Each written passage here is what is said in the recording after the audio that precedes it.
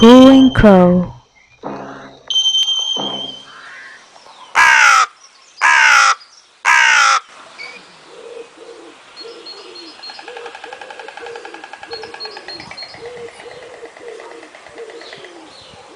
Hello, and welcome back to another episode. If you're new here, I am Merit. I'm so happy to have you.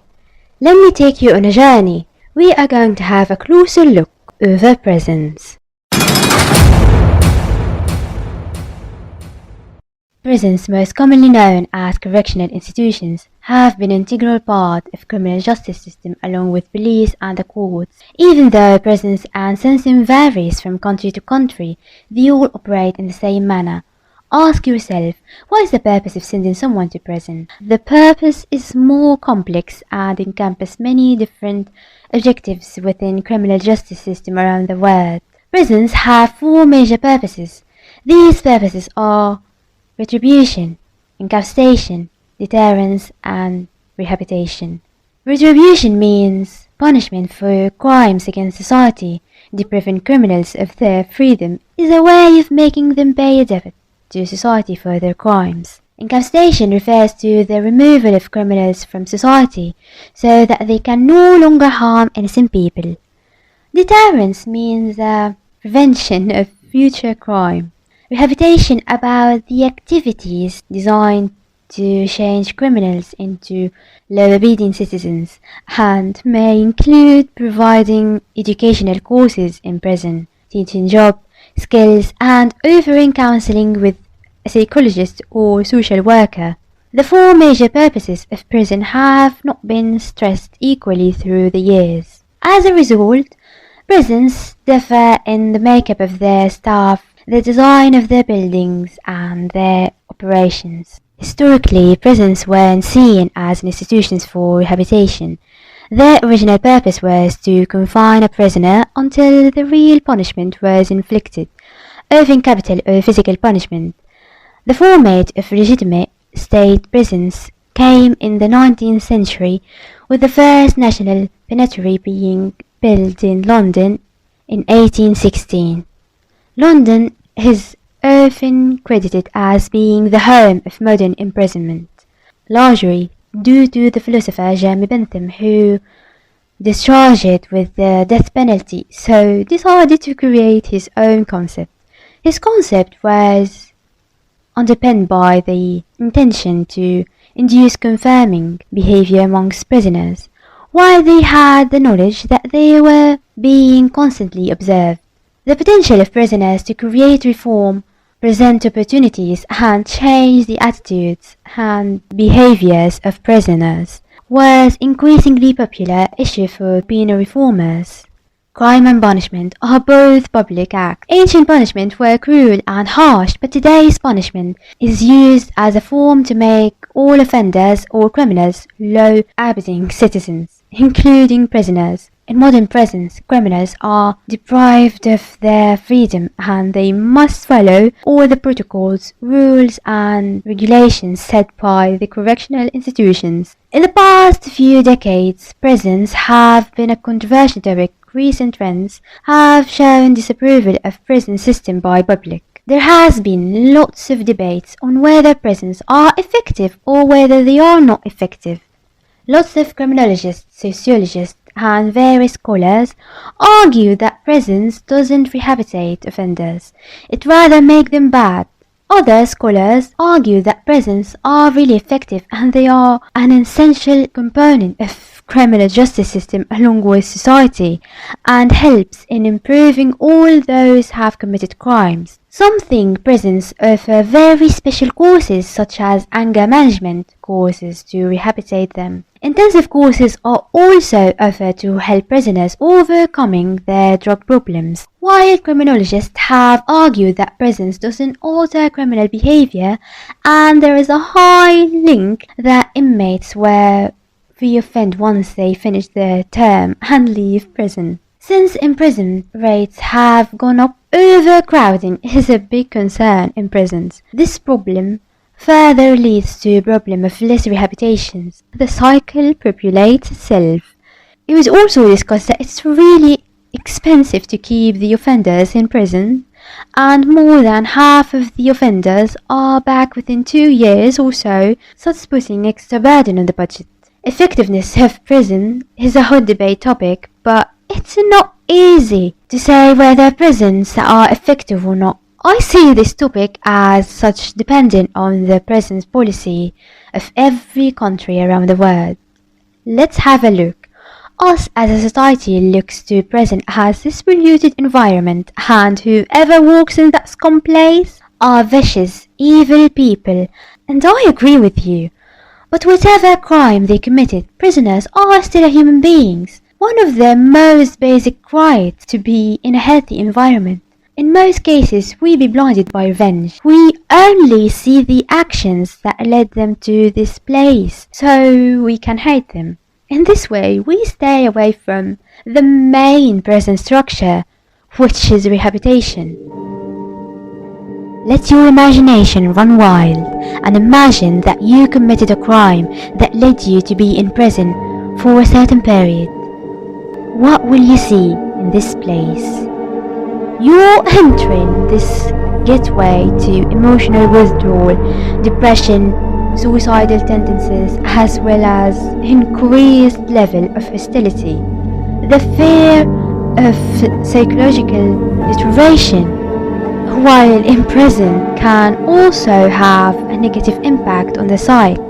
Lack of privacy, violence, forced homosexuality, fear of leaders, bad relations with some prison staff.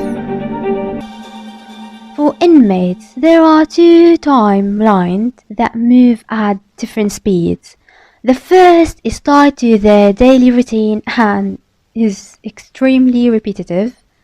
Prisoners cannot choose when to eat, sleep, or awaken. Their section leaders make those decisions. The second timeline relates to the external world, which the prisoners is completely out of the sync. Certain prisoners are targeted for sexual assault the moment they enter a penal facility. Clear example is Dee Farmer, a young purported transsexual with overly feminine characteristics, who was placed in regular housing in a maximum security federal prison, brutally raped within 2 weeks of arriving. Farmer sued the federal court, later bringing the case all the way up to the US Supreme Court, arguing that as a transsexual, she was extremely likely to face sexual assault in prison. But a prisoner doesn't have to look like a woman to be vulnerable to such abuse, timid or shy, as prison inmates term him weak, either mentally or physically. He stands to be a victim of physical or sexual assault. What happens inside jails and prisons does not stay inside jails and prisons. It comes home with prisoners after they are released. Often after being released from prison, former inmates have a very hard time in reintegrating into society. They may feel disconnected from their friends, family, as well as their colleagues. Their desire for freedom is always the strongest desire. All prisoners want to get out, however. There was an inmate who asked to come back to prison after he was released. When he had his own studio, he even put boards on the windows to look like bars. This mental state wasn't pretty fragile, but he wasn't mentally ill. In this case, we can see how prison system can suppress those who suffer from mental illness. In August 26, Timothy Saunders was being held in solitary confinement in the Southern Michigan Correctional Center. For 4 days and up to 17 hours a day, Saunders was chained down from his head, feet, and waist. He suffered from depression and psychosis and had previously tried to hang himself. Was serving a sentence for shoplifting. He entered solitary in apparently satisfactory health. Timothy Saunders protested his confinement. He broke a stool. He floated the cell from an overflowing sink. Then guards put him in chains. For some reason, the staff insisted inmates are not mentally ill, despite profound insanity. And Mr. Timothy Saunders, as you guys may expect, died on August 6 after 4 days in a segregation cell. You wouldn't imagine these days that a mental patient could be chained to a concrete slab by prison guards until he died of thirst. He's not alone, and there is a lot suffering. The outrageous circumstances of the case are a condemnation of the US prison system, as well as the political establishment as a whole, whose increasingly brutally indifference and discharge for human rights have contributed to a breakdown of constitutional protections that determine the treatment of prisoners. What about women? Women in contemporary prison face many problems, some resulting from their lives prior to imprisonment, others resulting from their imprisonment itself. Women are more likely than men to enter jail with chronic diseases. Women in prison have experienced victimization, unstable family life, school and work failure, and the substance abuse and mental health problems. Many women face problems surrounding separation from children and family, inadequate mental health care, and insufficient substance abuse treatment during their imprisonment. Criminologists have argued that the prison system is ill-equipped to deal with these problems. The prison system is not made to deal with these personal traumas of women. They are also suffering from sexual harassment and even assault.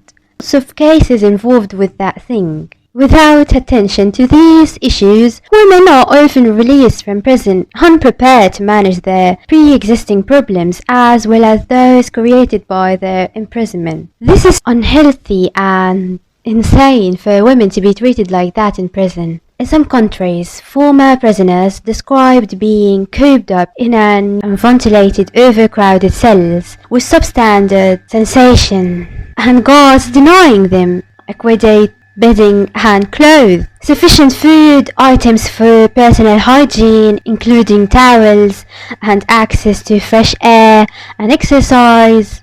Schools are cruelly barred from family visits. It seems that most countries in the world do not have a proper and healthy prison system, and imagine the amount of recidivism. There is a long list of offenders who commit crimes after prison. I can see why they did it again. But in the middle of it all, we find hope growing in the land of Norway. Norway, I had to tell you, had the best prisons ever in the world. In early 90s, Norway had a problem. About 70% of all released prisoners recommitted crimes within 2 years of release. At that time, Norway's prison system was built on the idea that punishment is a deterrent. Prisoners were often given lengthy sentences in harsh conditions to send a message to others. But they realized that the existing system wasn't working. Crime was high, so the government acted boldly, completely overhauling the country's prison system. Today's Norway's prison system has become a model for the rest of the world. Norway doesn't have large centralized jails. Instead, they utilize a system of small community-based correctional facilities that focus on rehabilitation and reintegration into society. They allow prisoners to have visitors up to 3 times per week. Prisoners have the right to vote, attend school, learn new skills, exercise, see their families, and participate in extracurricular activities. In fact, in many prisons, the security officers participate in activities like fitness and yoga right alongside the prisoners. This all very deliberate, as Norway's philosophy seeks to treat prisoners as human beings, even as they are incarcerated. This approach is believed to make re-entry into society easier. People still feel as valued as other citizens, and they leave prison with skills, confidence, and self-respect, so they can become contributing members of society. The real key to the strategy in Norway that prisoners lose their liberty, but they do not lose their humanity and dignity.